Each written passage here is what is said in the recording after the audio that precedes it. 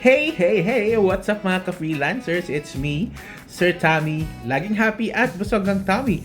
So, for today, I just want to share with you my new reason to do vlogging and of course, in life, I guess. So, konting serious, ano muna tayo, mode. Alam nyo ba, before, we organized an event para sa mga may cancer.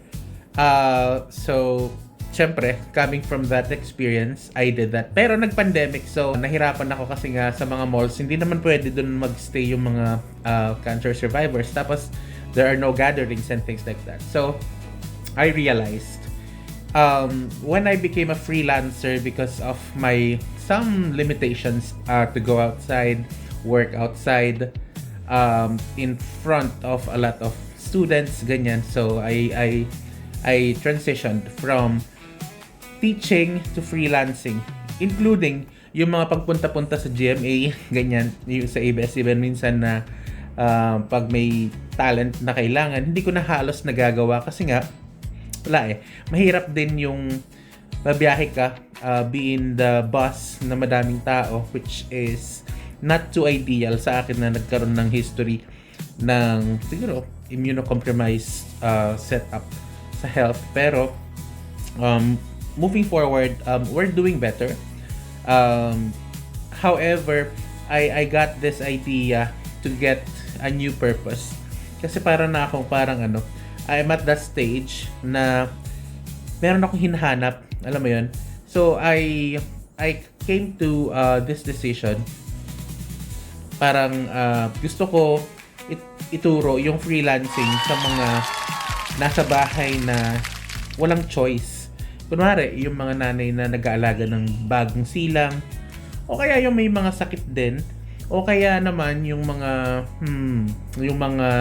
diba, yung mga senior citizens, o kaya yung mga pa-retire na, senior citizens, and then mga senior high school graduate na hindi makapag-college or siguro walang pamasahe to go to a new work, or maybe kulang yung knowledge sa freelancing. Any reason. This is my new purpose. I want to share with you. I'm teaching freelancing. I'm coaching people that want to be a freelancer this Sunday, and maybe moving forward I will always do it every Sunday para Sunday is like, sharing for me. So I will not paano ko ba ilalagay sa words yun? Hindi ko ipagdadamot ang blessing na nakuha ko.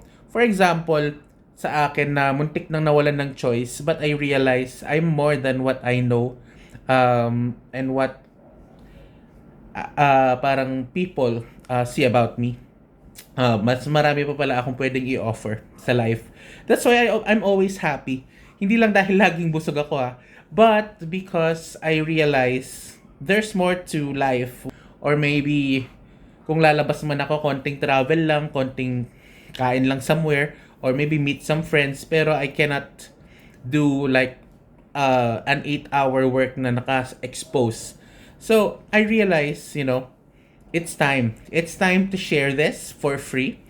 I'll see you, okay? See you on Sunday. And please be ready, malay mo. Ikaw na ang next na maging part ng VA community. Thank you so much. Bye-bye.